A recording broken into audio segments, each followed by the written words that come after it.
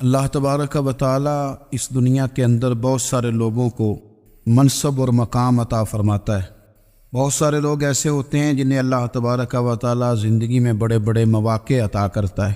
وہ چاہیں تو اس موقع سے اپنے ذاتی مفادات حاصل کریں اور چاہیں تو ان اچھے مواقع کو ملت کی، مذہب کی، قوم کی خدمت کے لیے وقف کر دیں۔ کچھ لوگ ایسے ہوتے ہیں کہ جو کسی مقصد کے حصول کی طرف سفر تو کر رہے ہوتے ہیں، لیکن اس کے پیچھے زیادہ تر ان کے ذاتی مفادات کار فرما ہوتے ہیں اور وہ اپنے دنیاوی مقاصد کے لیے، اپنے اور اپنے خاندان کے دنیاوی فوائد کے لیے کوشش کر رہے ہوتے ہیں۔ ایسے لوگ بھی محدود رہ جاتے ہیں، ان کی سوچ بھی محدود رہ جاتی ہے اور کئی دفعہ کچھ تھوڑی دیر کے لیے ان کے نام ابھرتے ہیں اور پھر ہمیشہ کے لیے دب جاتے ہیں۔ کچھ لوگ ایسے ہوتے ہیں جو زندگی کے اندر اللہ کے لیے، اللہ تعالیٰ کی رضا کے لیے، رسول پاک صلی اللہ تعالیٰ علیہ وسلم کی خوشنودی حاصل کرنے کے لیے، دین کی، ملت کی، ملک کی سربلندی کے لیے آگے آنا چاہتے ہیں۔ میرا رب کریم قرآن مجید سورہ حج میں ارشاد فرماتا ہے کہ الذین ان مکناہم فی الارض، کچھ لوگ ایسے ہیں کہ اگر ہم انہیں زمین میں اقتدار دیں، زمین میں اگر ہم انہیں قابو دیں تو وہ کیا کریں گے؟ اقاموا الصلاۃ و آتوا الزکوٰۃ، وہ نماز قائم کریں گے، زکوٰۃ ادا کریں گے، وامروا بالمعروف، نیکی کا حکم دیں گے، ونہوا عن المنکر، اور لوگوں کو بری باتوں سے منع کریں گے۔ وہ دینی، فکری، اصلاحی انقلاب برپا کر دیں گے، نماز کو عام کریں گے، زکوٰۃ کو عام کریں گے، بھلائی کا حکم دیں گے اور برائی سے منع کریں گے۔ اللہ تبارک و تعالیٰ نے ان لوگوں کو جب اقتدار دیا، وہ کون لوگ تھے؟ سیدنا صدیق اکبر، حضرت فاروق اعظم، سیدنا عثمان غنی، حضرت مولا علی رضوان اللہ تعالی علیہم اجمعین۔ اللہ نے جب ان لوگوں کو اقتدار دیا زمین کے اندر، اللہ تبارک و تعالی نے انہیں نبی پاک علیہ الصلاۃ والسلام کی نیابت کے لیے چنا، تو ان لوگوں نے یہ انقلاب برپا کیا، نمازیں عام ہو گئیں، شوق سے لوگ صدقات و خیرات دینے لگے، بھلائی عام ہوئی، برائی کا کلا کما کیا گیا۔ ہمارے ہاں بھی لوگ احتساب کی باتیں کرتے ہیں، ہمارے ہاں بھی لوگ کہتے ہیں کہ میں رشوت خوری کو، کرپشن کو، ناجائز چیزوں کو ہمیشہ کے لیے جڑ سے اکھیڑ پھینکوں گا۔ لوگ دوسروں سے مطالبہ کرتے ہیں کہ یہ سارے کام جائز کریں، لیکن خود اس پر عمل کرنے کو تیار نہیں ہوتے۔ یاد رکھ لیں کہ یہ جو احتساب ہے، یہ انسان کی اپنی ذات سے شروع ہوتا ہے۔ آپ جب نظام احتساب دنیا کے اندر مستحکم کرنا چاہتے ہیں تو اس میں پھر آپ کو اپنی ذات کو سامنے پیش کرنا پڑے گا۔ آج ہم بات کرنے جا رہے ہیں سیدنا فاروق اعظم رضی اللہ تعالیٰ عنہ۔ تو جناب عمر فاروق رضی اللہ تعالیٰ عنہ کا جو نظام احتساب ہے، انہوں نے اس کو گھر سے شروع کیا تھا، اپنے آپ سے اس کا آغاز فرمایا تھا۔ ہمارے ہاں یہ ہوتا ہے کہ جس بندے کے اکاؤنٹ میں اچھے خاصے پیسے ہیں، وہ بل جمع کرانے جائے تو اسے لائن میں نہیں لگنا پڑتا، مینیجر صاحب اسے آگے بلا لیتے، تو وہ بعد میں کیا کہہ رہا ہوتا ہے؟ کہتا دیکھو اللہ نے کتنی عزت دی ہے، مجھے لائن میں نہیں لگنا پڑا۔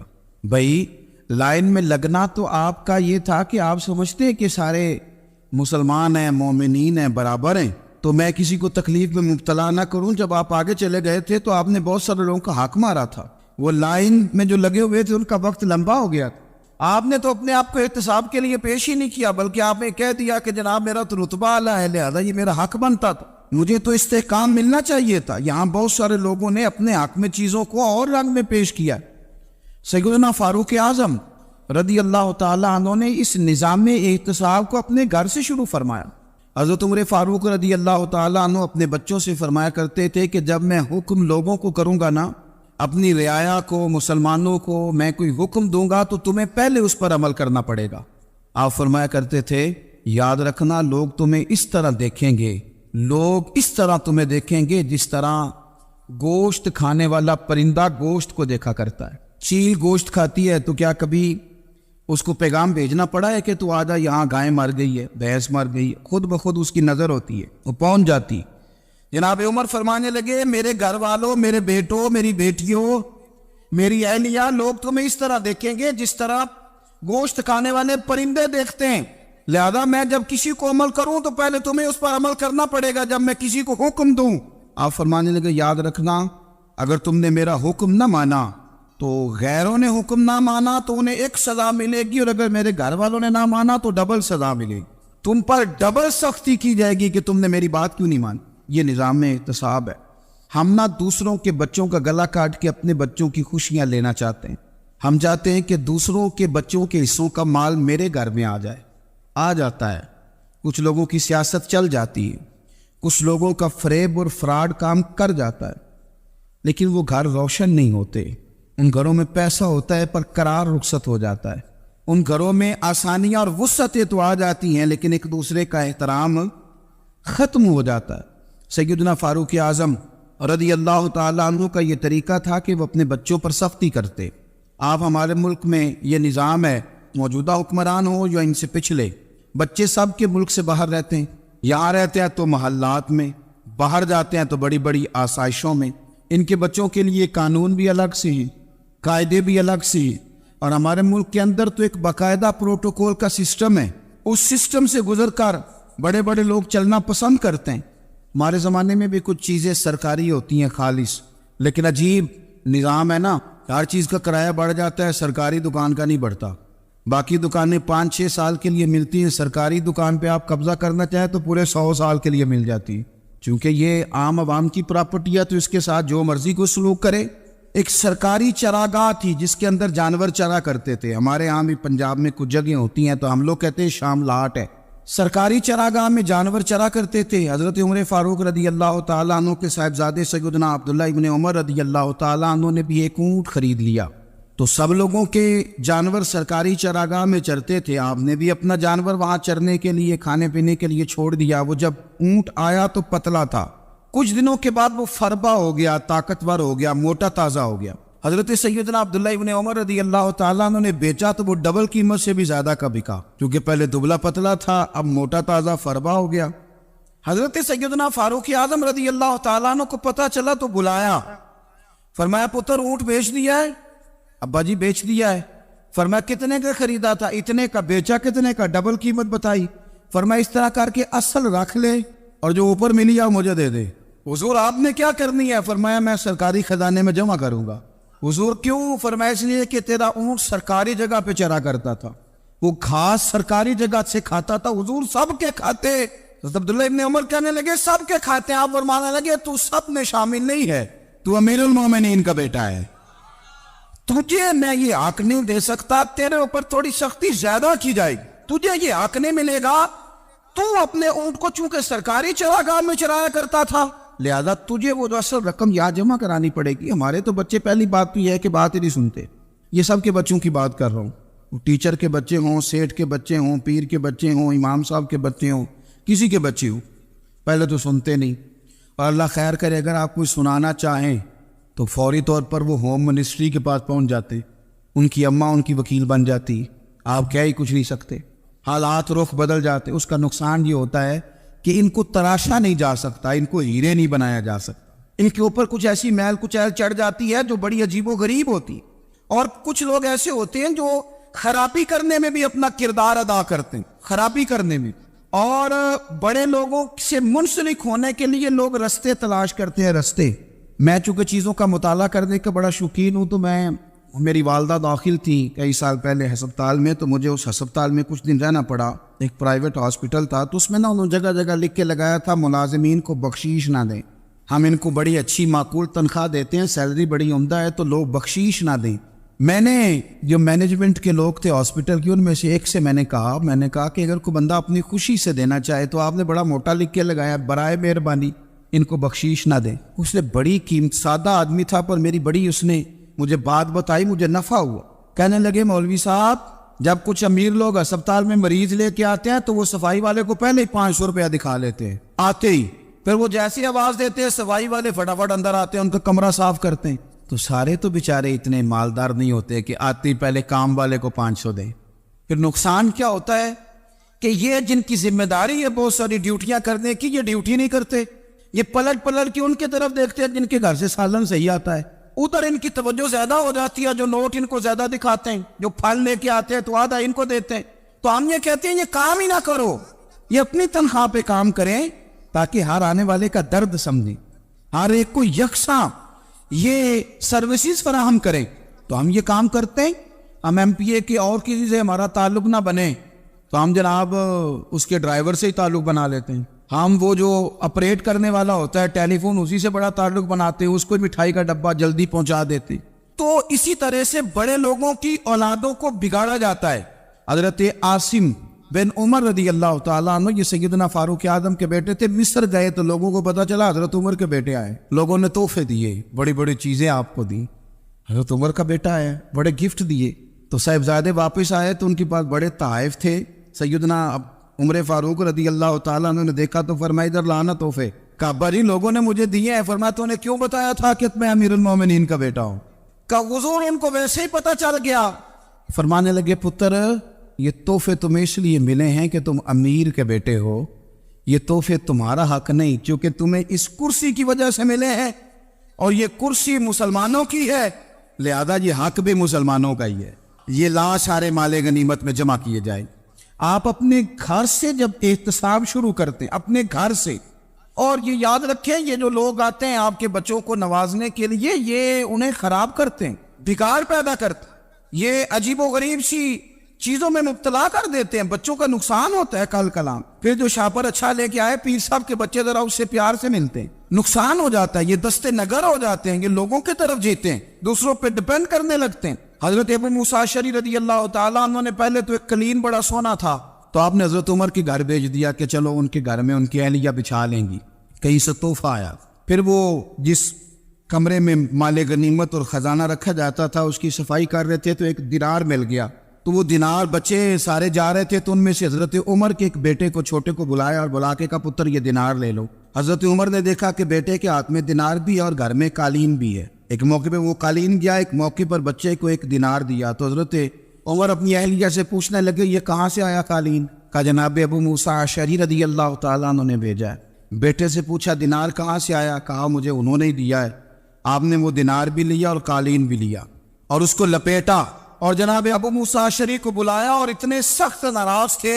فرمانے لگے ابو موسیٰ اشعری سے کہنا میرے پاس پیدل آئے, گھوڑے پہ نہ آئے. اور جب آئے حضرت ابو موسیٰ اشعری تو جناب عمر اتنے ناراض ہوئے کہ وہ قالین لپیٹ کر تو ان کے سر پہ مار دیا. فرمانے لگے پکڑو اپنا دینار, تمہیں پورے مدینے میں میرے بیٹے کے علاوہ کوئی اور نہیں ملے گا جسے تم خراب کر سکو. میرا پتر ہی ملا تھا بگاڑنے کی, کس نے اجازت دی تم میرے بیٹے کو دینار دو؟ کیوں لائے تم میرے گھر میں قالین؟ حضرت عمر فاروق رضی اللہ تعالیٰ عنہ فرمانے لگے میں زمین پہ سونے کا عادی ہوں, زمین چٹیل بھی ہو تو رب کا بندہ بن کے سوتا ہوں تو اللہ مجھے آرام اور سکون کی نیند عطا فرما دیتا ہے. مجھے تمہارے مخملوں کی اور قالینوں کی ضرورت نہیں ہے. احتساب یہاں سے شروع ہوتا ہے بھائی. یا ہم نہ اپنے گھر میں بیٹھ کے مایوس باتیں کرتے ہیں, اور فلانے کے بچے کہاں پہنچ گئے, فلانے کے بعد بڑا پیسہ آ گیا, میں کچے مکان میں رہوں, میں یہ کروں, دیکھو مجھے نہیں سہولی. یہ تو آپ مایوسی والی باتیں کر رہے ہیں, یہ تو آپ کمزور باتیں کر رہے ہیں. یہ تو اس طرح کی باتیں تو ہارے ہوئے لوگ کرتے ہیں. اس طرح کا لب و لہجہ تو ان لوگوں کا ہوتا ہے جو احساس کمتری کا شکار ہوتے ہیں. یہ آپ نے کس طرح کا لب و لہجہ, اور اپنے بچوں کو آپ بھکاری بنا رہے ہیں تاکہ دوسروں کو دیکھ کے تو مایوس ہو جائے. اٹھ باندھ کمر کیوں ڈرتا ہے, پھر دیکھو خدا کیا کرتا ہے. آپ کا جو احساس ہے وہ اتنا خوبصورت ہو, آپ کے لہجے کے اندر اس قدر ٹھہراؤ ہو, آپ کو اطمینان آ چکا ہو, اور آپ کے بچے کبھی بھی کمپیریزن نہ کریں اپنا کسی کے ساتھ, کبھی بھی انہیں کرنے نہ دیں. آپ کبھی وہ کبھی یہ بات نہ کریں کہ فلانے زیادہ اچھا کھاتے پیتے ہیں تو ہم کدھر ہیں, کرنے نہ دیں. انہیں بتائیں کہ بیٹا اپنی مٹی پہ چلنے کا سلیقہ سیکھو, سنگ مرمر پہ چلو گے تو پھسل جاؤ گے. ان کو بتائیں کہ جو تمہارے پاس ہے یہ خدا کا عطیہ ہے, اسی پر تم نے قناعت کرنی کبھی بھی. حضرت زید بن حارثہ سے نبی پاک صلی اللہ علیہ وسلم کو بڑا پیار تھا. پھر ان کے بیٹے حضور کے غلام زادے حضرت اسامہ بن زید کے ساتھ بھی حضور بڑا پیار کرتے. لیکن یہ تو مسلمہ حقیقت ہے نا کہ عظمت اور شان تو سیدنا فاروق اعظم کی زیادہ ہے. امت کا اتفاق ہے کہ نبیوں کے بعد سب سے بڑا درجہ جناب صدیق اکبر کا, اور پھر اللہ نے مقام عطا کیا حضرت فاروق اعظم کو. یہ بڑے لوگ تھے. ایک دفعہ مال تقسیم ہو رہا تھا تو حضرت عمر رضی اللہ تعالیٰ عنہ نے نا حضرت اسامہ بن زید کو 4000 دینار دیے اور اپنے بیٹے عبداللہ ابن عمر کو 3000 دینار دیے. تو حضرت عبداللہ ابن عمر گھر جا کے کہنے لگے ابا جی اسامہ میں وہ کون سی خوبی ہے جو میرے اندر نہیں, اور اسامہ کے باپ میں وہ کون سی خوبی ہے جو آپ کے اندر نہیں. تو حضرت عمر کی عاجزی دیکھیے, حالانکہ بال اتفاق دنیا جانتی ہے کہ جناب عمر فاروق رضی اللہ تعالیٰ عنہ افضل ہیں، پھر بھی پتہ اپنے بیٹے سے کیا کہتے ہیں؟ فرماتے ہیں وہ سن یار، وہ خدمت گزار ہیں نبی پاک کے، وہ بھی حضور کے گھر میں ڈیوٹی کرتے، نوکری کرتے، اور ان کے بیٹے بھی حضور کی نوکری کرتے، یہ خدمت گزار ہیں۔ فرمانے لگے اگر تو نے پوچھ لیا تو سن، پھر میری تو رائے یہ ہے کہ تیرے سے زیادہ اسامہ بن زید حضور کی نظر میں پیارے ہیں، اور اسامہ کا باپ تیرے باپ سے زیادہ نبی پاک کا پیارا ہے۔ کوئی کمپیریزن کرنے نہیں دیا، بچوں کو کسی ایسی جگہ کھڑے ہونے نہیں دیا۔ فرمایا یہ وجہ ہے، یہ انداز ہے کہ تو زیادہ پیارا ہے۔ حضرت عمر فاروق رضی اللہ تعالیٰ عنہ پسند نہیں کرتے تھے، ذرا برابر بھی پسند نہیں کرتے تھے کہ کوئی شخص اور مال آتا تو اپنے رشتہ داروں کو نوازنے سے بچتے۔ مال غنیمت آتا ہے نا، ہمارے ہاں تو اللہ خیر کرے جب کوئی بندہ کونسلر بنتا ہے، چیئرمین بنتا ہے، تو ٹھیکہ کس کو دیتا ہے؟ کوئی چلو بھتیجا مل جائے، کوئی بانجا مل جائے، کوئی چھوٹا بھائی، اسے بھی کام مل جاتا ہے ساتھ۔ نوازنے پہ لوگ آتے ہیں تو وہ تلاش کرتے ہیں کہ کہاں کو میرا ہے، وہ ٹینڈر ہی ان کے نام کے پاس ہوتے ہیں جن کی طرف ذرا نظر کرم زیادہ ہوتی۔ حضرت عمر فاروق مال تقسیم کر رہے تھے تو بیٹی آگے کہنے لگی ابا جی رشتہ داروں کا بھی حق ہوتا ہے، آپ سب کو دیتے ہیں، آپ کے قریب ہی نہیں آتے۔ تو حضرت عمر فاروق نے کیا لفظ کہے، کیا حقیقت ہے، کیا حسن ہے۔ فرمانے لگے پتر یہ مال تیرے باپ کا نہیں، مسلمانوں کا ہے، جب تیرے باپ کا ذاتی مال ہوگا تو اپنے رشتہ داروں کو دے گا، یہ مسلمانوں کا مال ہے، یہ اسی حساب سے تقسیم ہوگا جو عدل کا حساب ہے، جو ترازو ٹھیک ہے۔ فرمایا تو مجھے یہ مشورہ نہ دے، یہ مسلمانوں کا مال۔ یہاں سے نظام میں احتساب شروع ہوتا ہے، یہاں سے انسان آگے بڑھتا ہے، اور پھر کوئی تکلف نہیں کسی پر حضرت عمر کا، کوئی چھوٹا ہے یا بڑا ہے۔ حضرت ابو سفیان رضی اللہ تعالیٰ عنہ سردار رہ چکے ہیں مکے کے، بڑے آدمی، لیکن نظام احتساب میں کوئی چھوٹا بڑا نہیں ہوتا۔ حضرت عمر فاروق مکہ مکرمہ گئے تو لوگوں نے کہا حضور جناب ابو سفیان نے نا گلی میں پتھر رکھے اور بہت سارے لوگوں کو رستوں میں تکلیف ہو رہی ہے، تو حضرت ابو سفیان رضی اللہ تعالیٰ عنہ سے بھی لوگ کہہ دیتے تو وہ بھی اٹھا دیتے، لیکن لوگوں نے چونکہ وہ سردار تھے، بڑے تھے، تو لوگوں نے ان سے کہا نہیں۔ حضرت عمر جب آئے تو کہا تو جناب عمر نے پرواہ نہیں کی، خود آئے جناب ابو سفیان سے کہا یہ پتھر آپ نے رکھے؟ کہا حضور ہاں۔ فرمایا یہ بھی اٹھائیے، یہ بھی اٹھائیے، یہ بھی اٹھائیے۔ جب وہ اٹھا رہے تھے تو حضرت عمر کہہ رہے تھے شکر نہیں اللہ کا کہ عمر کہہ رہے ہیں اور ابو سفیان مانتے جا رہے ہیں، شکر نہیں۔ یہ نظام احتساب ہے کہ بڑا ہو یا چھوٹا ہو، اس کو یہ حق حاصل نہیں ہے کہ مسلمانوں کو وہ کسی تکلیف میں کسی بھی صورت میں مبتلا کرے، کہیں بھی کسی جگہ بھی، اس کو یہ والی اجازت نہیں۔ حضرت سیدنا عمر فاروق رضی اللہ تعالیٰ عنہ۔ پھر ایک اور بات تھی، میں کئی دفعہ یہ بات کہتا ہوں اور مجھے ذاتی طور پر اس کا بڑا تجربہ ہے، کچھ لوگ نا خوشامد پسند ہو جاتے ہیں، بڑی عمدہ تعریف کرتے ہیں، اوئے ہوئے ہو پول باندھتے ہیں پورے، آپ کے پاس آئیں گے تو کہیں گے جناب آپ سے زیادہ اچھا بندہ ہی کوئی نہیں، تو وہ نا آپ سے کام نکلواتے ہیں، پھر وہ کسی دوسرے کے پاس جاتے ہیں تو اسی طرح کا رویہ وہ دوسروں کے ساتھ کر۔ یہ عام لوگوں میں بھی مرض ہوتا ہے، عام لوگوں میں۔ اور بادشاہ وہ بندہ اگر، پھر تو اس کا دل کرتا ہے میں اگر بادشاہ سلامت ہوں تو دو چار بندے دیہڑی پہ رکھ لوں پر میری تعریف ضرور کریں۔ پابندی ہوتی ہے، لوگ یہ کام بڑے شوق سے کرتے ہیں۔ اور شیخ سعدی فرمایا کرتے تھے لکڑی کو گھن کھا جاتی ہے اور بڑے لوگوں کو خوشامد کھا جاتی ہے خوشامد۔ حضرت عمر فاروق رضی اللہ تعالیٰ عنہ اس معاملے میں بھی بڑے مضبوط تھے۔ ویسے مجھے اور آپ کو اچھا کون لگتا ہے؟ ہماری غلطیاں بتانے والا؟ ہمارے ایسا فرمایا کرتے تھے اپنے دشمنوں کی باتوں پر بھی غور رکھو، تمہارے دشمن تمہیں نکھار دیتے ہیں، تمہارے اندر جو کوتاہیاں ہوتی ہیں وہ تمہیں پتہ چل جاتی ہیں کہ یہاں میری اصلاح ہو رہی، ان پر غور کرو وہ کیا کہتے ہیں۔ حضرت عمر فاروق کی تعریف کی ایک بندے نے، کمال تعریف کی، وہ اس کا خیال تھا کہ رزلٹ بڑا شاندار آئے گا، بادشاہ کی تعریف ہوتی تھی تو پھر تھیلی جاتی تھی اشرفیوں کی، کمال رزلٹ آئے گا۔ تو حضرت عمر جب وہ پوری کر چکا نا بات تو فرمانے لگے تو خود بھی ہلاک ہوا اور مجھے بھی ہلاک ہی کر دیا ہے، خود بھی تباہ ہوا ہے مجھے بھی تباہ کر دیا، کس طرح کی باتیں کر رہے۔ ایک بندہ اور آیا اور اس نے آ کے کہا کہ پوری امت میں سب سے افضل ہے فاروق اعظم آپ ہی ہیں۔ حضرت عمر فاروق فرمانے لگے تجھے تیری ماں روئے، ابو بکر تجھ سے بھی افضل تھے، تیرے باپ سے بھی افضل تھے، اور صدیق اکبر مجھ سے بھی افضل ہے اور میرے باپ سے بھی افضل ہے۔ یہ تو کس طرح کی بات کر رہا ہے؟ یہاں ہر شے ہضم نہیں ہو جاتی، فوری طور پہ لوگ ڈکار بھی پورا نہیں لیتے۔ قرآن مجید نے کہا فَلَا تُزَكُّوا أَنفُسَكُمْ هُوَ أَعْلَمُ بِمَنِ اتَّقَىٰ، اپنے منہ سے نہ کہو میں پاک صاف ہوں، اللہ زیادہ بہتر جانتا ہے کہ تم میں سے پرہیزگار کون ہے۔ اپنے منہ سے تعریفیں کرتے کراتے ہو، یہ مزاج چھوڑ دے۔ حضرت عمر رضی اللہ تعالیٰ عنہ پسند نہیں کرتے تھے۔ ایک آدمی نہ چلتا تھا وہاں تو بڑا متکبرانہ چال کے ساتھ چلتا، حضرت عمر نے دیکھا، یہاں تک احتساب فرماتے، زمین پہ زور زور سے پیر پٹکتا، چال بڑی اس کی متکبرانہ، لوگ بڑے پریشان ہوتے۔ حضرت عمر نے ایک دن سمجھایا، باز نہیں آیا، اگلے دن پہ درہ نکال لیا، لگائے 4 درے، فرمایا آج کے بعد نہ چلنا اس طرح مدینے میں پیر پٹک پٹک کے۔ اس وقت تو اسے غصہ لگا، لیکن کچھ دیر کے بعد نا جب غصہ اترا تو حضرت عمر کے پاس آیا، کہنے لگا حضور اللہ آپ کا بھلا کرے، آپ نے درے نہیں مارے، آپ نے تو شیطان بھگا دیا جو میرے ساتھ چمٹا ہوا تھا، چمٹا ہوا شیطان آپ نے مجھ سے بھگا دیا ہے۔ یاد رکھیں مسند امام احمد بن حنبل میں حدیث ہے، اللہ کے پیارے رسول صلی اللہ علیہ وسلم فرماتے ہیں جو دنیا میں متکبرانہ چال کے ساتھ چلتا ہے نا، قیامت کے دن وہ اللہ سے اس حال میں ملے گا کہ رب اس سے ناراض ہوگا۔ متکبرانہ چال سے نہیں چلیں گے۔ تو حضرت فاروق اعظم رضی اللہ تعالیٰ عنہ کا یہ طریقہ تھا کہ آپ خیال کرتے، اور پتہ کس طرح کا آپ کا مزاج تھا، فرماتے تھے تقسیم کرو، دوسروں کا بھی خیال رکھو۔ جس طرح بندہ دیوانہ وار نہیں لوگوں کا خیال رکھتا کہ بندہ بگڑے کوئی نہ، دیوانہ وار۔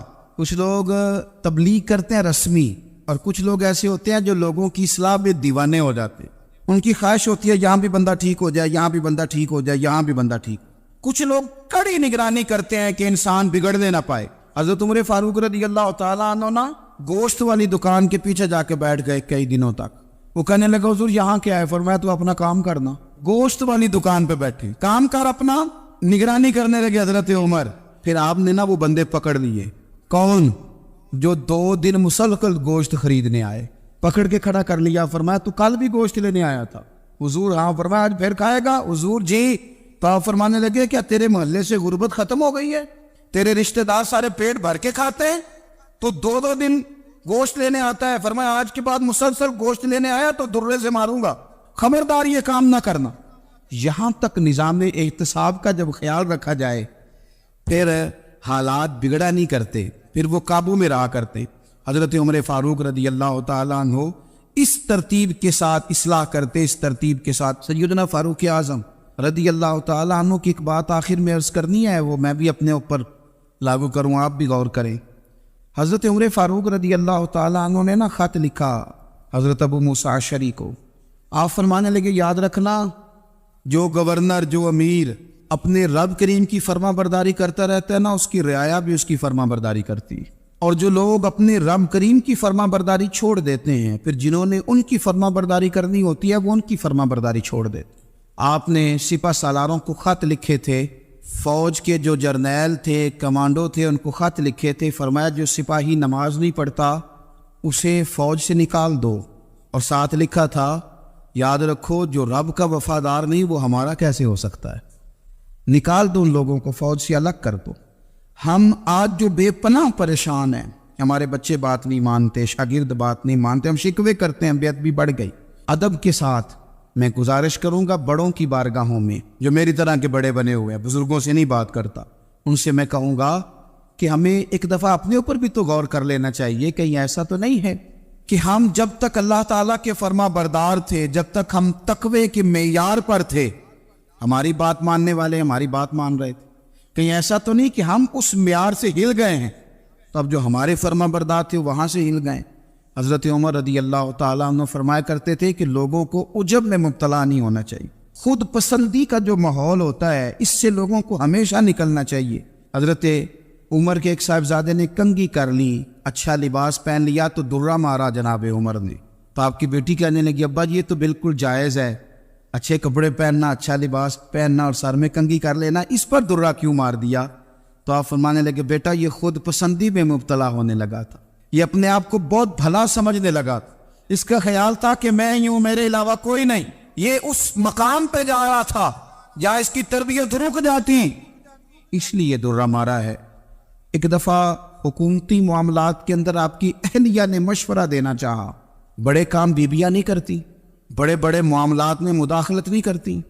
ہمارے بر صغیر میں وہ بادشاہ نہیں گزرا کہ جو فیصلہ کرتا تھا تو کرسی پہ بیٹھ جاتا تھا اور پردے کے پیچھے اس کی بیوی بیٹھ جاتی تھی، اور جب وہ فیصلہ سنانے لگتا تو یوں گردن پیچھے کرتا اور اہلیہ جو کہتی وہ فیصلہ سنا دیتا۔ لیکن ایک دفعہ خاتون نے ایک آدمی کو حضرت عمر نے معزول کیا تو آپ کی اہلیہ نے اس آدمی کی اہلیہ حضرت عمر کی اہلیہ سے ملی ہوگی، تو خاتون نے ذرا سفارش کرنی چاہیے، تو جناب عمر فاروق رضی اللہ تعالیٰ عنہ کے ہاتھ میں عصا تھا، ڈنڈا تھا، 2-3 دفعہ زمین پہ مارا، فرمایا تمہیں کس نے اجازت دی ہے حکومتی معاملات میں مشورہ دینے کی؟ یہ مشورہ مولا علی دیں گے یا عثمان غنی دیں گے؟ آپ کو کس نے اجازت دی؟ وہ حکومتی معاملات، وہ مسلمانوں کا اجتماعی معاملہ، وہ مسلمان دیکھیں، آپ کو اس میں آنے کی اجازت نہیں ہے۔ جو آپ کی ذمہ داریاں ہیں، آپ کے حقوق ہیں، ان پر آپ بات کریں۔ تو بھائی نظام میں احتساب اپنی ذات سے شروع کریں۔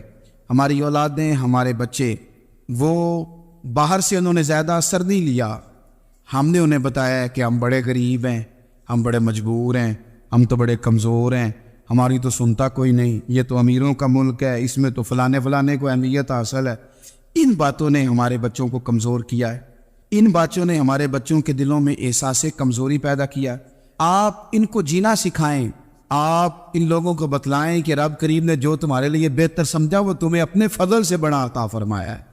آپ ان کو ان کے مقام پر رہ کر خوددار اور قناعت پسند ہونا سکھائیں، آپ یقین کریں گھر امن والا بن جائے گا۔ بچے اگر بھنا ہوا گوشت کھا رہے ہوں اور پھر بھی لاڑی رہے ہوں کہ مسالہ میری مرضی کا نہیں، سٹائل میری مرضی کا نہیں، ٹیسٹ میری مرضی کا نہیں، یہ والا گوشت میں نے نہیں کھانا، یہ اس طرح کر کے بھنا ہوتا تو پھر میں نے کھانا تھا، وہ زیادہ خوفناک صورتحال ہو جاتی ہے۔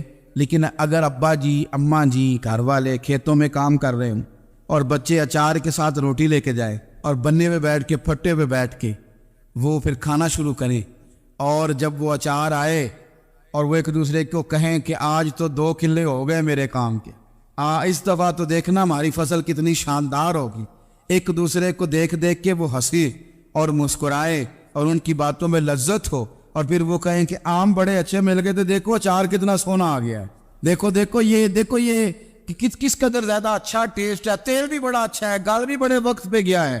آپ یقین کریں یوں لگتا ہے کہ کائنات کی سب سے بہترین روٹی یہ لوگ کھا رہے ہیں۔ یہ سوچ حضرت عمر نے ہمیں دی ہے۔ حضرت عمر کا بیٹا مصر گیا، وہاں سے کمائی کر کے لایا، تجارت کرنے گیا، لاکھوں کا مال۔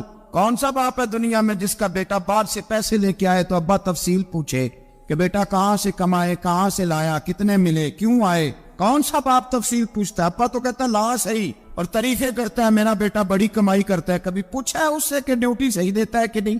کبھی پوچھا ہے کہ تو ایمانداری کی روزی لاتا ہے کہ حرام کی کماتا ہے؟ یہ باپ کی ذمہ داری ہے، یہ اماں کی ذمہ داری ہے۔ پھر کہتا ہے بیماری کیسے آ گئی، پریشانی کیسے آ گئی؟ تو نے کبھی سوال کیا اپنی اولاد سے؟ حضرت عمر فاروق رضی اللہ تعالیٰ عنہ کا بیٹا مصر سے پیسے کما کے لایا تو جناب عمر نے بلایا، فرمایا بیٹے اتنی تو تیرے پاس راش ہی نہیں تھی، تھوڑے سے تو پیسے لے کے گیا تھا، اتنی کمائی کیسی ہو گئی؟ اتنے تو پیسے نہیں تھے صاحب، کہاں سے کمائی لائے؟ اس نے کہا ابا جی وہ جو میرے چچا ہے نا مصر کے گورنر، آپ کے دوست، انہوں نے میری مدد کی ہے۔ فرمایا جتنے لوگ گئے تھے سب کی ہے مدد اس نے؟ کہا نہیں صرف میرے کی۔ فرمایا تیرے کیوں کی؟ کہا حضور آپ کے دوست ہے۔ فرمایا چپ کر، حضور انہوں نے مجھے اتنے پیسے دیے، میں نے کاروبار میں ڈالے تو نفع آیا تو میں ان کی رقم دے کے۔ فرمایا خاموش ہو جا، باقی جتنے لوگ گئے تھے سب کی مدد کی اس نے؟ کہا نہیں حضور صرف میری کی۔ فرمایا اس نے تیری مدد نہیں کی، اس نے خلیفہ کے بیٹے کی مدد کی، اس لیے کہ وہ خلیفہ کو اپنے حق میں نرم کر سکے۔ فرمایا آدھا مال تیرا ہے، آدھا مال غنیمت کا ہے، مال خزانہ کا ہے، مسلمانوں کا ہے، اس لیے کہ تو جو وہاں سے مال کما کے لایا ہے وہ اپنے باپ کے خلیفہ ہونے کی وجہ سے کما کے لایا ہے، لہذا رکھ ادھر۔ یا کہتے ہیں کدھر سے آیا، کیسے آیا، کون سا حساب دے، کیا کرے؟ او بھائی حضرت عمر رضی اللہ تعالیٰ عنہ کا اپنی اولاد کے بارے میں یہ رنگ ہے۔ ایک جنگ سے نا خوشبو آئی، خوشبو بڑی مہنگی ہوتی تھی، عرب میں خوشبو آج بھی بڑی مہنگی ہے، وہ زیادہ استعمال کرتے۔ میری باتوں کی سمجھ آ رہی ہے میرے بھائی؟ بڑی مہنگی خوشبو تھی۔ جب وہ خوشبو آئی تو حضرت عمر نے کہا، گھر میں پہلے پہنچی حضرت عمر کے، چونکہ زیادہ عورتیں استعمال کرتی تھی گھر کے اندر خوشبو، مرد بھی لگاتے تھے۔ حضرت عمر نے اپنی بیوی سے کہا، آپ کی زوجہ تو تھی وہ بڑی خوشبو کو پسند کرتی۔ حضرت عمر نے اپنی زوجہ سے کہا کہ خوشبو لاؤ، میں نے ایک عورت کی ڈیوٹی لگائی ہے، وہ خوشبو تول کے نا تو بھائیسا برابر صحابہ میں بانٹ دے گی۔ تو آپ کی زوجہ کہنے لگی کسی بی بی کی ڈیوٹی لگانے کی کیا ضرورت تھی، میں جو موجود تھی بانٹ دیتی ہوں تول کے بھائیسا برابر۔ آپ نے فرمایا نہیں تو رہنے دے، فلانے بی بی بانٹے گی۔ حضور میں نے بھی بانٹنی ہے، میرے پہ کچھ حق ہے؟ آپ نے فرمایا نہیں تو تفصیل نہ پوچھ، تو خوشبو دے دے، کوئی اور بانٹے گی۔ خاتون خانہ تھی نا، کہنے لگی نہیں مجھے بھی آج آپ کو بتانا ہی پڑے گا کہ کوئی جو بانٹ سکتی ہے تو میں کیوں نہیں بانٹ سکتی؟ زوجہ کہتی عمر نے بات کی تو میری چیخیں نکل گئیں. حضرت عمر فرمانے لگے جب تو خوشبو بانٹے گی نا تیرے ہاتھوں کو بھی لگے گی, تیرے دوپٹوں کو بھی لگ جائے گی. اگر رب کریم نے مجھ سے سوال پوچھا کہ عمر خوشبو تو مسلمانوں کی تھی, تیری بیوی کے دوپٹے کو کیوں لگ گئی, تو میں اللہ کے حضور کیا جواب دوں گا؟ اگر اللہ نے یہ سوال کیا کہ تیری بیوی نے کیوں لگائی, وہ تو حصہ تھا مسلمانوں کا, تو تو نے تیری بیوی نے کیوں لگائی؟ تو فرمایا میں نہیں چاہتا کہ اللہ کے حضور مجھے اور تجھے باز پرس ہو, لہذا کسی اور کو بانٹنے دے. زوجہ روئی اور تڑپ کے کہنے لگی عمر مجھے لگتا ہے صبح قیامت بھی تیری بیوی ہونے کی وجہ سے اللہ مجھے جنت عطا فرما دے گا, تیری زوجہ ہونے کی برکت سے. بھائی یہ معیار رکھا, خدا کی قسم ایسا شخص تاریخ میں دوبارہ نہیں آیا. اتنا بڑا آدمی, اتنا بڑا شخص, اتنا بڑا آدمی, اور پھر رنگ یہ ہے کہ عمر 22 لاکھ مربع میل کا حکمران, اور کھجور کے درخت کے نیچے مٹی کا ڈیلا لے کے سو گئے ہیں, پرواہ کوئی نہیں, کوئی مسئلہ ہی نہیں. 2 غلام ساتھ بیٹھے, ایک روٹی حضرت عمر نے گھر سے منگوائی, تھوڑا سا سرکہ, تو غلام کہنے لگے ہم نے بھی کھانی ہے. فرمایا کوئی حرج نہیں, روٹی کو پیٹ بھر کے کھانا ضروری تو نہیں, 3 حصوں میں بانٹ لیتے. ایک آدمی آیا ہوا تھا مصر کا رہنے والا ملنے کے لیے, اس نے پوچھا عمر کدھر ہے, تو کہا وہ ادھر جاؤ مسجد میں بیٹھے ہوں گے, اور واپس آیا تو کہنے لگا وہاں تو 3 غلام بیٹھے, ایک روٹی بانٹ بانٹ کے کھا رہے ہیں, لگتا ہے کئی دنوں سے روٹی نہیں ملی. کہا 3 غلام تو کوئی نہیں, وہاں 2 ہی تھے, تیسرے تو امیر المومنین تھے. اس نے کہا نہیں 3 غلام ہیں, کپڑے بھی ایک طرح کے پہنے ہوئے, بلکہ 2 کے تو پھر صحیح ہے, تیسرے کے تو زیادہ ماڑے ہیں. کپڑے بھی ایک طرح کے, کھانا پینا بھی ایک طرح کا, اور ان کا نشست برخاست بھی ایک طرح کی ہے, لہذا کوئی فرق نہیں. حضرت ابو ہریرہ کہتے ہیں میں لے کے آیا, اور جناب عمر کو جب میں نے کچی زمین میں تامت سمیٹ بیٹھے دیکھا تو میں رو پڑا. میں نے اس مصر سے آنے والے کو کہا تو اس کے جلوے دیکھ, اگر اس کی ذات میں اتنا حسن ہے تو محمد عربی کا مقام کیا ہوگا, مقام غور.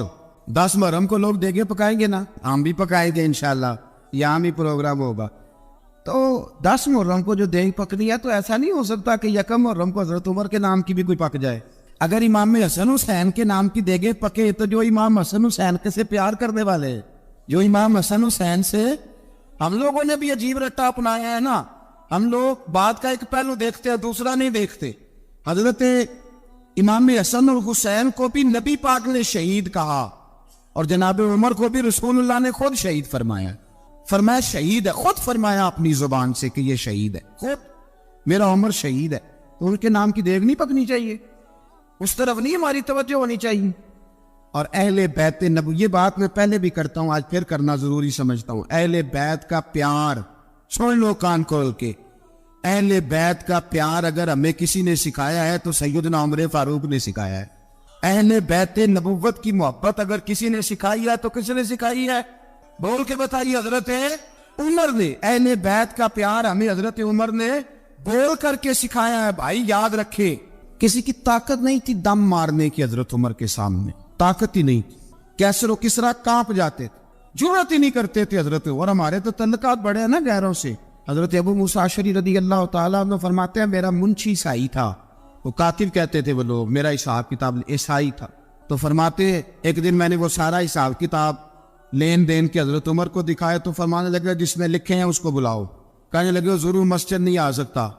کیوں نہیں آ سکتا؟ کہنے لگے وہ عیسائی ہے. کہتے ہیں حضرت عمر جلال میں آ گئے. آپ فرمانے لگے جنہیں رب دور کرتا ہے تم کیوں قریب کرتے ہو, جنہیں اللہ دور کرتا ہے. فرمایا تم غیروں کو اگر عہدے دو گے تو اپنوں کا کیا بنے گا؟ اگر تم غیروں کو عہدے دو گے تو اپنوں کا.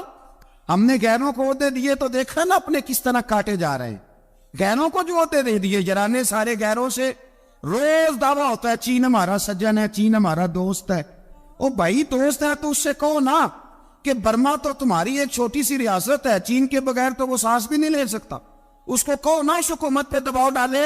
لیکن ہم لوگوں نے غیروں کو ہوتے دیے تو اپنے پس گئے. حضرت عمر کہتے تھے ذمی کا ہم ادب کریں گے, ذمی کافر کا ہم, ایسا کافر جو مسلمان ریاست کو قبول کرے, بدامنی نہ پھیلائے. ایک آدمی کو آپ نے دیکھا آنکھوں سے نابینا ہے اور بھیک مانگ رہا ہے, تو حضرت عمر کو نظر آ گیا. فرمایا کون ہو؟ اس نے کہا میں یہودی ہوں. فرمایا بھیک کیوں مانگتی ہو؟ کہا جب تک تندرست تھا مسلمانوں کو جزیہ دیتا تھا, بوڑھا ہو گیا ہوں کیا کروں. حضرت عمر نے گھوڑے کی پشت پہ بٹھایا, کافر کو گھوڑے کی پشت پہ بٹھایا, اور بٹھا کے مدینے لائے. حضرت علی شیر خدا وزیر خزانہ تھے. فرمایا علی اس کا وظیفہ جاری کرو. کہا یہ کون ہے؟ فرمایا یہ یہودی ہے لیکن یہ ہمیں جزیہ دیتا رہا, بوڑھا ہو گیا بیچارہ, بھیک مانگنے پہ مجبور ہے, ہماری حکومت کے اندر رہتا ہے, اس کا پورا وظیفہ جتنا خرچہ اتنا وظیفہ لگاؤ. حضرت علی کہتے ہیں میں وظیفہ لگا رہا تھا اور وہ میرے نبی کا کلمہ پڑھ رہا تھا, وہ رسول اللہ کا کلمہ پڑھ رہا تھا. یہ مزاج, یہ نہیں کہ کافر. حضرت عمر نے گورنروں کو خط لکھے تھے کہ زبردستی کسی کو مسلمان نہیں کرنا, جہاں ان کی عبادت گاہیں بنی ہو گرانی نہیں, کوئی مندر کوئی گرجا ضائع نہیں کرنا. اسلام سب کو جینے کا موقع دیتا ہے, پر بے ایمانو ظالمو بدذاتو تمہیں یہ کہتا ہے کہ ہم تمہیں جینے کا موقع دیتے, تم بھی مسلمانوں کو جینے کا موقع دو. امام حسن ملنے, آپ یقین کریں میں جب اس واقعہ کو پڑھتا ہوں تو میرا دل جھوم جاتا ہے. میں کہتا ہوں یار ڈاٹا ہونا اپنی جگہ پہ, عشق ہونا اپنی جگہ پہ, انسان کا باوقار ہونا اپنی جگہ. جہاں کھڑے ہونا تھا وہاں یہ کھڑے ہوتے تھے, اور جہاں جھکنا تھا وہاں یہ. ان لوگوں میں اقبال نے کہا تھا تیری نگاہ ناز سے دونوں مراد پا گئے, عقلِ غیاب و جستجو عشق حضور و اس طرح. جہاں اگر آیا ہے سامنے کیسر و کسرا تو عمر جیسا دلیر کوئی نہیں, اگر سامنے آیا ایران کا بادشاہ تو عمر جیسا تگڑا کوئی نہیں, اگر آیا ہے سامنے غسان کا بادشاہ تو عمر جیسا عادل کوئی نہیں. لیکن اگر علی کا بیٹا آیا ہے, اگر فاطمہ کے لال پارے آئے ہیں, تو پھر فاروق اعظم سے جیسا محب کوئی نہیں, پھر ان سے جیسا پیار کرنے والا کوئی نہیں. اندر بیٹھے ہیں جناب عمر, اندر تنہائی میں کچھ وزیروں سے گفتگو ہو رہی ہے, میٹنگیں جاری ہے.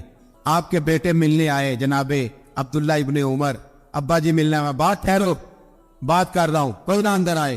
صاحبزادہ باہر کھڑا ہے. تھوڑی دیر گزری تو امام حسن بھی آ گئے. کون آئے؟ آپ کو عجب ملے گا امام صاحب کا نام لینے سے, وہ سردار ہے جنتیوں. حسن تیری نسل پاک میں ہے بچہ بچہ نور کا, تو ہے نور تیرا سب کرانا. امام حسن آئے تو حضرت عبداللہ ابن عمر کو دروازے پہ کھڑے دیکھا. کامر المومنین کہاں ہیں؟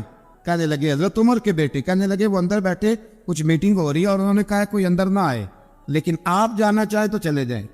تو انہوں نے کہا جب آپ باہر کھڑے ہیں تو مجھے کوئی اتنا ضروری کام نہیں, اور ابھی زور کی نماز تھوڑی دیر میں ہوگی, میں مسجد میں مل لوں گا امیر المومنین سے. یہ بات کہہ کے امام حسن چلے گئے. یار اتنی بڑی بات نہیں تھی, اور میرے استادوں کا بیٹا بھی آئے تو کہا ٹھیک ہے جی وہ سوئے ہوئے, کوئی غرض نہیں یار میں ٹھہر کے آ جاؤں گا, کوئی بڑی بات نہیں تھی. دیکھا جائے تو بڑی بات نہیں تھی, پر بات بہت بڑی تھی, اس لیے کہ یہ خالی حسن نہیں, یہ حسن ابن علی ہے, یہ حضرت فاطمہ کے لخت جگر.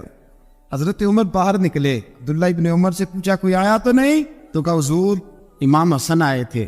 تو کہا پھر شہزادے کو اندر کیوں نہیں بھیجا؟ کہا میں نے کہا تھا. وہ کہنے لگے اگر امیر المومنین مصروف ہیں تو میں ظہر میں مل لوں گا. حضرت عمر رونے لگے. فرمایا بیٹے تو نے اچھا نہیں کیا. پھر مسجد نہیں گئے, سیدھے امام حسن کے دروازے دستک دی. امام حسن باہر آئے. کہا شہزادے آئے تھے تو ملے کیوں نہیں؟ تو امام حسن کہنے لگے حضور آپ کا اپنا بیٹا دروازے پہ کھڑا تھا, اور منع بھی کیا تھا آپ نے, تو میں زور میں مل لیتا. حضرت امام حسن فرماتے جوش جذبات میں جناب عمر نے سر سے پگڑی اتار دی. جوش کے جذبات کہنے لگے حسن میرے بیٹے کا اور آپ کا کیا مقابلہ؟ کیا اس کی ماں کا نام فاطمہ الزہرا ہے؟ کیا اس کی نانی کا نام خدیجہ الکبریٰ ہے؟ کیا اس کے نانے کا نام محمد مصطفیٰ ہے؟ آپ کا اور اس کا کیا مقابلہ؟ پھر رو پڑے اور کہنے لگے بیٹے میں مکے کے صحراؤں میں اونٹ چرایا کرتا تھا, یہ جو میرے سر پر عزت کے بال ہیں یہ تیرے نانے کے اگائے ہوئے. میں مکے کے خبردار شہزادے خبردار. او بھائی اہل بیت نبوت کے ادب کا رنگ اگر سکھایا ہے تو سیدنا عمر نے سکھایا ہے. حضرت عمر فاروق اتھارٹی ہے, اسلام کی اتھارٹی. یکم محرم حضرت عمر کی شہادت ہے. یہودی بول اٹھا, کافر بول اٹھا. اگر 6 مہینے عمر دنیا میں اور رہتے تو دنیا میں کوئی کافر موجود نہ ہوتا. 6 مہینے. اور جب اس بطل جلیل کا جنازہ اٹھا, اللہ بخاری پڑھیے نا, اللہم ارزقنا شہادت فی سبیلک, اللہ بسترے کی موت نہ دینا, شہادت ہی دینا. عمر شہید ہوئے, مسجد نبوی میں نماز پڑھاتے, اور جب جنازہ اٹھا تو مدینے کا پھر پیچھے جو دلیر بچے وہ مولا علی تھے. جناب عمر کا جنازہ اٹھا تو سب سے پہلی آئے جو نکلی وہ حضرت علی کی زبان سے نکلی, اور حضرت ساری داڑھی سور سے پھٹ گئی. لوگوں نے کہا کہ علی کیا ہوا؟ فرمانے لگے تم دیکھ نہیں رہے جنازہ کس کا اٹھا ہے؟ پلٹ کے دیکھو تو صحیح، تم پتہ نہیں ہے کون گیا ہے؟ کہ حضور کیا ہوا؟ آپ فرمانے لگے عمر اس طرح کے کام کر کے گیا ہے، اب ان کے رستوں پہ کون چلے گا؟ کون اس کے جگر راہ وفا میں نقش ایسے چھوڑ آیا ہوں، میں جس منزل سے گزرا ہوں وہ اب تک یاد کرتی ہے۔ حضرت علی حضرت عمر کے جنازے پہ کھڑے ہو کے کہتے ہیں اللہ مجھے اس طرح کے عمل کرنے کی توفیق دے جس طرح کے عمر کر کے گیا۔ میرے بھائی قتل عزیز، قتل حریت، حضرت عمر رضی اللہ تعالیٰ عنہ جو اپنی زندگی انقلاب والی گزار کے گئے۔ عمر جب دنیا سے گئے تو 80 دینار کا قرضہ تھا، 22 لاکھ مربع میل کا حکمران، اور اپنے بیٹے سے کہنے لگے بیٹے کوشش کرنا تیرے خاندان والے مل کے میرا قرضہ اتار دے، میری قبر پہ بوجھ نہ رہے، اور اگر خاندان والے مدد نہ کریں تو میرے دوستوں سے بات کرنا، وہ مدد نہ کریں تو پھر علی سے بات کرنا۔ ان کا پیار آپس میں اتنا، اور تو اختلاف ثابت کر رہا۔ 80 دینار کا قرضہ چھوڑ کر حضرت عمر دنیا سے گئے، اور جاتی دفعہ کہہ گئے میرے بعد میرے بچوں کو حکومت کے مشورے میں بھی شامل نہ کرنا، حکومت کے مشورے میں بھی میری اولاد شامل نہ ہو۔ اتنا بڑا شخص اتنا بڑا رنگ دے کے یکم محرم کو جب عمر فاروق کا وصال ہوا تو بیٹے سے کہنے لگی اماں عائشہ سے جا کے کہو میرا بھی نبی پاک کے روزے میں دفن ہونے کو دل کرتا ہے۔ ایک قبر کی جگہ ہے اماں جی نے اپنے لیے رکھی ہے، بخاری یا بخاری۔ حضرت عائشہ کے پاس صاحبزادے گئے، کہنے لگے اماں جی عمر کو زخم لگ گیا ہے، حالت بڑی پریشانی والی ہے۔ وہ کہتے ہیں اگر اماں اجازت دے۔ سید عائشہ رو پڑی، فرمانے لگی کہ اپنی قبر کی جگہ تو لینا کسی کو دیتا، پر عمر نے کمال ہی بڑا کیا، اسے کہو جاؤ گنبد خضرا میں قیامت تک جو مصطفیٰ پہ اور ابو بکر پہ سلام پڑے گا وہ تجھ پہ بھی سلام پڑھ کے جائے، جاؤ میں نے جگہ دی۔ حضرت عمر فاروق رضی اللہ تعالیٰ عنہ مدینے کی گلی سے گزر رہے ہیں، امیر المومنین ہے، مدینے کی گلی سے گزر رہے ہیں، ایک گھر کے اندر سے بچیوں کے رونے کی آواز آئی، بچیاں رو رہی ہیں، اور بچی اپنی ماں سے کیا کہتی ہے؟ کہتی اماں ابو بکر تو اب انتقال کر گئے، حضرت عمر کا پہلے دن ہے خلافت کا، اب ہمارا کیا بنے گا؟ ابو بکر تو وصال کر گئے۔ حضرت عمر فاروق رضی اللہ تعالیٰ عنہ نے رونے کی آواز سنی، دروازے پہ دستک دی، کہا بیٹو کیا بات ہے؟ تو بچیاں کہنے لگی عمر ہمارے ابا جی ہماری 10-15 بکریاں ہیں، تو ہمارے والد صاحب ان کا دودھ دھو کے بیچا کرتے تھے، گزارا ہو جاتا تھا۔ جس دن ابا جی فوت ہوئے تو اس دن سے لے کر ابو بکر صدیق روز عصر کے بعد آیا کرتے تھے، ہماری بکریوں کا دودھ دھو کے دیتے تھے، کچھ ہم پیتی تھی کچھ بیچ لیتی تھی، گزارا چلتا تھا۔ جس دن ابو بکر صدیق خلیفہ بنے تو ہم نے جا کے کہا ابو بکر اب کون دودھ دھوئے گا؟ تو سیدنا صدیق اکبر رضی اللہ تعالیٰ عنہ نے فرمایا بیٹے پہلے تو میں مرضی سے خدمت کرتا تھا، اب تو مصطفیٰ کی امت کی نوکری میری ڈیوٹی بن گئی ہے، تو میں آؤں گا۔ بچیاں رو رہی ہیں، حضرت عمر کو بتاتی ہے، کہتی ہیں ابو بکر چلے گئے ہیں تو ہم پریشان ہیں، یتیم ہیں، لوارث ہیں، بھائی کوئی نہیں، کون آئے گا، کون دیکھ بھال کرے گا؟ حضرت عمر فاروق گھٹنوں کے مل زمین پہ بیٹھ گئے، ان چھوٹی چھوٹی بچیوں کو سینے سے لگایا، فرمانے لگے میں ابو بکر کا کیا کروں، میرے لیے رستے بڑے مشکل کر گیا ہے، میں اس کے کس بادشاہ وقت ہو کے وہ غریبوں کے گھروں میں آ کے ان کی بکریوں کا دودھ بھی دھوتا تھا، امیر المومنین ہو کے یہ رنگ بھی تھا، اور میں بیٹیوں فکر نہ کرنا، جب تک عمر زندہ رہے گا، عمر آتا رہے گا، یہ نوکری کرتا رہے گا۔ کوئی دن بیتے تو حضرت عمر فاروق کو یاد آیا مدینے میں ایک بوڑھی اماں بھی رہتی ہے جس کا کوئی گھر کا کام کرنے والا نہیں، اور جس بی بی کا کوئی بال بچہ نہیں، اور آنکھوں سے بھی وہ نابینی ہے۔ حضرت ابو بکر صدیق رات کے سناٹے میں جایا کرتے تھے، اس کے گھر میں جھاڑو دیتے تھے، یہ بادشاہ ہے، اس کی فقیری کا رنگ دیکھو، اس کو کنویں سے پانی بھر کے لا کے دیتے تھے، اور یہ لفظ آپ سنیں گے تو حیران ہو جائیں گے۔ اس بوڑھی اماں کے لیے نا ایک کونے میں گھر میں دور بار سینے میں ایک جگہ کھود دی تھی جہاں وہ بی بی پخانہ اور پیشاب کرتی تھی۔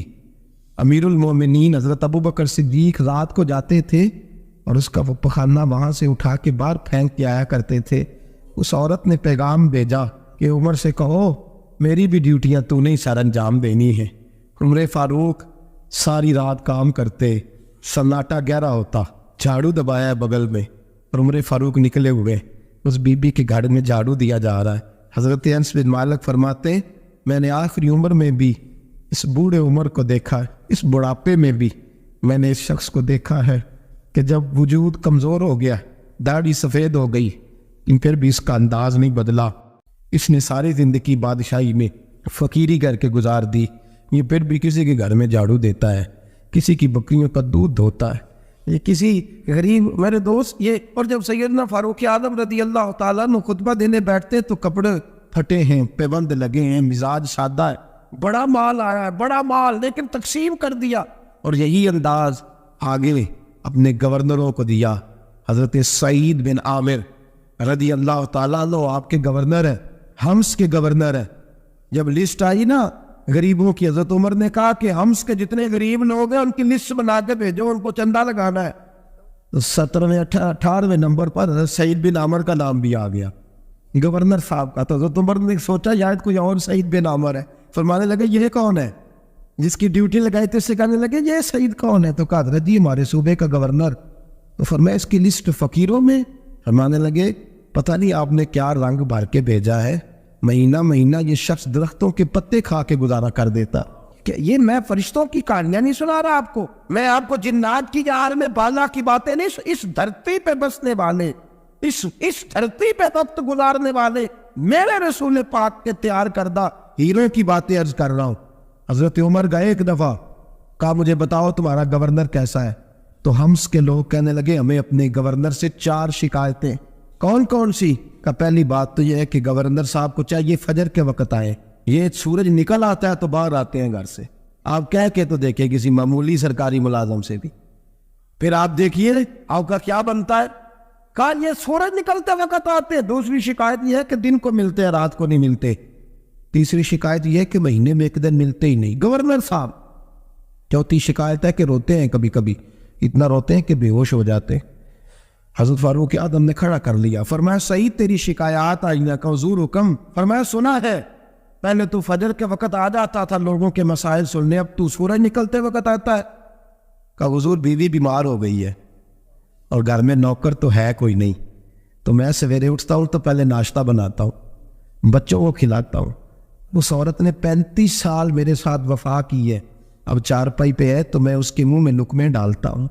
کہا اسے کھانا کھلا کے جب وہ دعا دیتی ہے تو پھر نکلتا ہوں۔ تو کہا سنا ہے تو ہفتے میں ایک دن ملتا ہی نہیں، مہینے میں۔ کہنے لگی حضرت جی جب مدینے سے آیا تھا تو ایک کرتا اور ایک تامد ساتھ لایا تھا، مجھے آج 2.5 سال ہو گئے ہیں، میں نیا لباس نہیں خرید پایا۔ میں نے عرض کی میں اس دھرتی میں بسنے والے لوگوں کی داستان سنا رہا ہوں۔ کہا میں اپنی تن میں دھو کر خشک ہونے کو ڈال دیتا ہوں، اسے آدھا دن لگ جاتا ہے، خشک ہوتی ہے تو تن پہن کے قمیض دھو لیتا ہوں اور پھر قمیض ڈال دیتا ہوں۔ حضرت جی سارا دن بیت جاتا ہے تو باہر نہیں آ پاتا۔ حضرت عمر فاروق کی گردن جھک گئی، کا سنا ہے تو رات کو ملتا ہی نہیں، یہ لفظ کہے تو حضرت سعید بن عامر کہنے لگے یہ میرا راز تھا، آپ میرے امیر نہ ہوتے تو کبھی فحش نہ کرتا، دن میں نے بندوں کے لیے رکھا ہے، رات اپنے رب کے لیے رکھی ہوئی ہے۔ میں رات کی تنہائیوں میں اپنے کریم کی بارگاہ میں جاتا ہوں اور میں سارے دن کے گناہوں کی معافی مانگتا ہوں، میں اپنی غلطیوں کی تلافی کا سوال کرتا ہوں، اس کے حضور جاتا ہوں، اسے دکھڑے سناتا ہوں، رات میری اس کے لیے بیت جاتی ہے۔ حضرت عمر کی اور گردن جھک گئی، فرمایا یہ بتا کہ تو ملتا ہی نہیں، کہ کبھی کبھی تو روتا ہے اور بے ہوش ہو جاتا ہے۔ حضرت جی 40 سال کی عمر میں کلمہ پڑھا ہے، جب 40 سال کے پچھلے گناہ یاد آتے ہیں تو کب پھر میں ضبط نہیں کر پاتا، وہ خطائیں، وہ پاپ، وہ جرم، وہ خطائیں جب سوچتا ہوں کہ رب کھڑا کر کے پوچھے گا بتا یہ جرم کیوں کیا، تو وہ احساس مجھے پریشان کر دیتا ہے۔ حضرت جی میں پھر برداشت نہیں کر پاتا، پھر میں تڑپ اٹھتا ہوں، میری یہ کوتاہیاں ہیں، بتائیے کیا کہتے ہیں۔ حضرت فاروق اعظم نے گردن اٹھائی تو آنکھوں میں آنسو تھے، کہنے لگے یا اللہ مجھے اس جیسے کچھ اور گورنر بھی عطا فرما، یا اللہ اس جیسے کچھ اور گورنر بھی۔ عزیزو اپنا حال کیا ہے؟ ملک شام جب فتح ہوا تو حضرت سعد بن ابی وقاص رضی اللہ تعالیٰ عنہ کہتے ہیں کہ کچھ لوگ مجھے کہنے لگے کہ ہم آپ سے معاملات طے نہیں کریں گے، ہم جزیہ دیں گے، ٹیکس دیں گے، اسلامی حکومت کے زیر اثر آئیں گے، لیکن آپ سے معاملات طے نہیں کریں گے، اپنے امیر کو بلائیے۔ تو حضرت سیدنا سعد بن ابی وقاص کہتے ہیں میں نے خط لکھا، فرماتے خط لکھا، حضرت عمر کو. میں نے کہا جناب آئیے. جواب میں حضرت عمر نے خط میں جواب لکھا کہ فلاں دن فلاں تاریخ فلاں وقت میں ملک کے شام پہنچ جاؤں گا. حضرت سیدنا عمر چلے گھر سے. ایک غلام، ایک گھوڑا، ایک نیزہ. حضرت فاروق اعظم نے کچھ کھجوریں، خشک کھجوریں، کچھ سرکہ باندھ کے رکھ لیا رستے میں کھانے کو.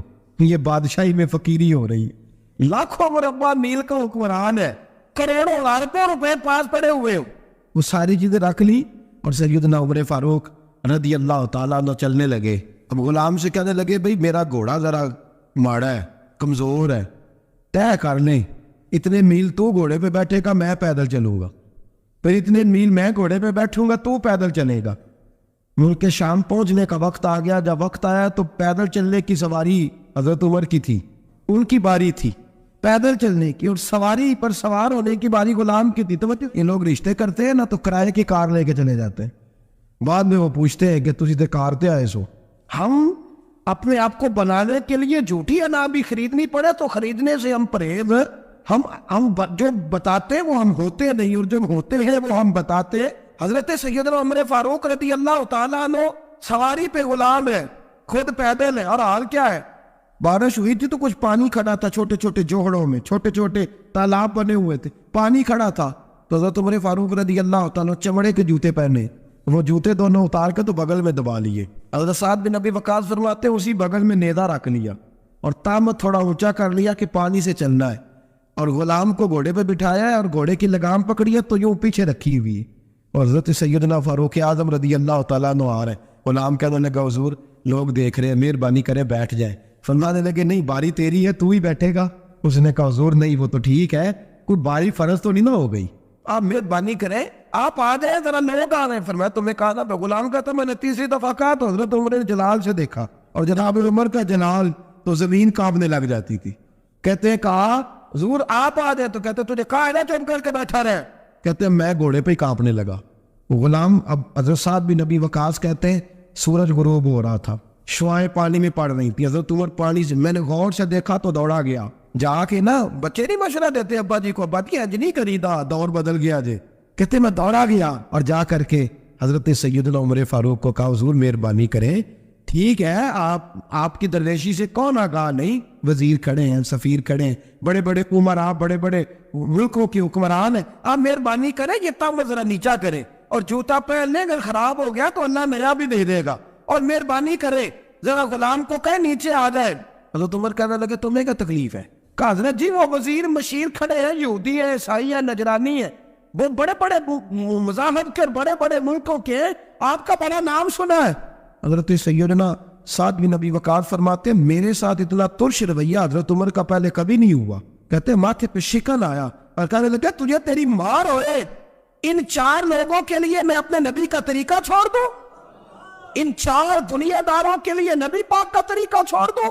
فرمانے لگے سر سے پگڑی اتاری حضرت عمر نے جلال میں، فرمانے لگے میرے سر پہ جو بار ہے نا یہ مجھے کسی دنیا دار نے نہیں دیے، یہ ساری عزتیں مجھے آمنہ کے نام پہ عطا فرمائی ہے، اور میں ہوں محبوب کا طریقہ ان 4 لوگوں کی خاطر چھوڑ دوں.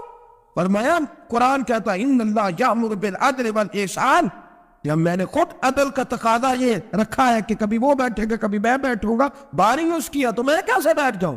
حضرت سعد بن ابی وقاص فرماتے ہیں اسی درویشی میں سلام اس پر کہ جس نے بادشاہی میں فقیری کی. کہتے ہیں اسی درویشی میں حضرت عمر پہنچے تو جو پہلے ڈرا کرتے تھے جب حضرت عمر آئے تو انہیں کامتے بھی دیکھا، رعب اور بڑھ گیا، ان کے دلوں کے اندر حضرت عمر کا دبدبا اور بڑھ گیا، اور میرے کانوں میں کہنے لگے سعد پہلے سنا تھا لیکن دنیا سچی کہتی ہے جو حال محمد اور محمد کے غلاموں کا ہے صلی اللہ علیہ وہ دنیا میں دوسرا کوئی حاصل کر سکتا. آج ہمارے پروٹوکول، ہمارے دبدبے، ہماری انا پرستیاں، ہمارے دعوے، ہمارے طریقے، میرے عزیزوں لوگ ہمیں آ کے مثال دیتے ہیں، کہتے ہیں یورپ کی فلاں گلی میں یہ ہوتا ہے.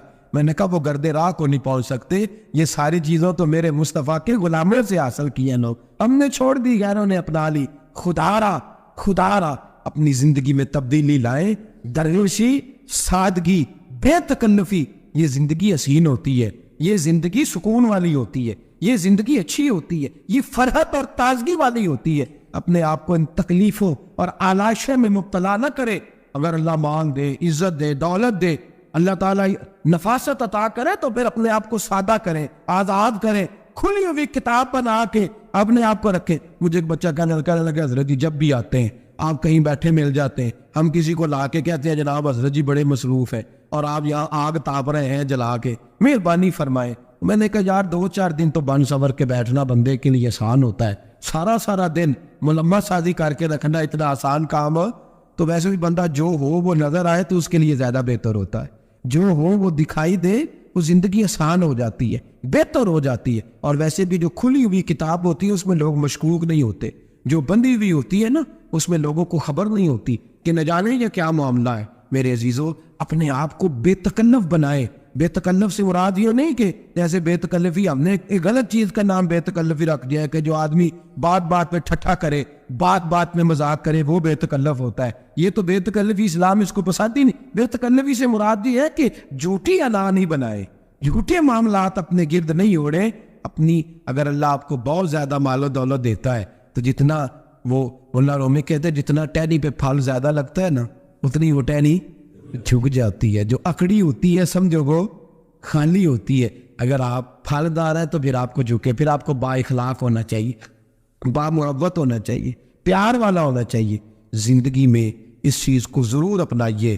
بڑے لوگ وہی ہوتے ہیں ان کا کردار بڑا ہوتا ہے، بڑے وہی ہوتے ہیں جن کی بات بڑی ہوتی ہے۔ کوئی باتوں سے اور پروٹوکول سے کبھی بڑا نہیں ہوتا، ہمیشہ مدحت خیر الانام میں گزرے، دعا ہے یوں اور درود و سلام میں گزرے۔ آخر دعویٰ الحمدللہ۔